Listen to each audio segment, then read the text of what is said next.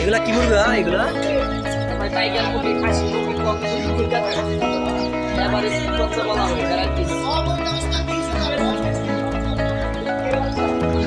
এবার বিভিন্ন কালার এই বাচ্চাগুলো হয় আমার